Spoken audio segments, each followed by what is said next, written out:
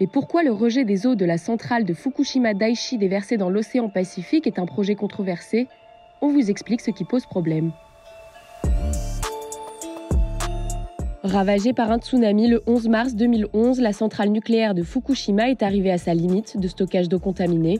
Issue de la pluie, de nappes souterraines ou d'injections nécessaires pour refroidir les cœurs des réacteurs nucléaires entrés en fusion en 2011, plus de 1,3 million de tonnes d'eau contaminée ont commencé à être relâchées dans l'océan le 24 août 2023. Elles ont été filtrées, mais un élément suscite l'inquiétude. Le tritium, un radionucléide, n'a pas pu être éliminé. Il n'est dangereux pour l'homme qu'à très haute dose concentrée, et l'AIEA avait estimé en juillet que le rejet n'aurait qu'un impact négligeable sur la population et l'environnement. Du personnel de l'AIEA travaille sur place pour s'assurer que le projet reste conforme aux normes de sécurité et mettra à disposition de la communauté internationale des données de suivi en temps réel et quasi réel. TEPCO prévoit un rejet de 500 000 litres d'eau par jour, maximum dans l'océan, avec une dilution pour réduire le niveau de radioactivité de cette eau dite tritiée. Malgré tout, l'opération, qui doit durer des décennies, est toujours remise en cause par les pêcheurs locaux et condamnée par certains pays alentours.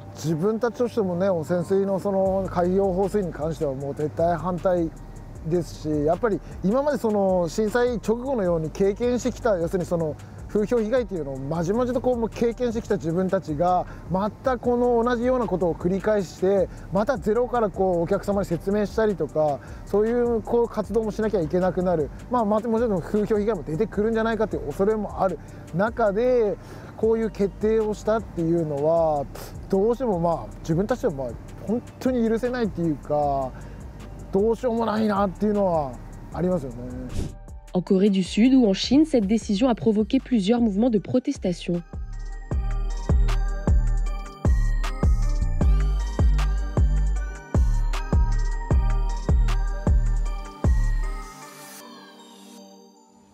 Un quart des exportations japonaises de produits de la mer étaient destinées à la Chine en 2022. Le pays a donc décidé en juillet d'interdire les importations de denrées alimentaires en provenance de 10 départements japonais, dont celui de Fukushima. Elle a également instauré des tests de radiation sur les denrées provenant du reste du Japon. Et ce jeudi, Pékin a suspendu toutes ses importations de produits de la mer japonais en invoquant la sécurité alimentaire. Des restrictions commerciales que le Japon va tenter d'abolir en mettant en avant des preuves scientifiques.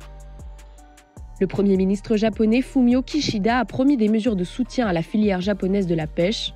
Au programme, encouragement de sa production et consommation intérieure de ses produits, ainsi que l'ouverture de nouveaux marchés à l'export.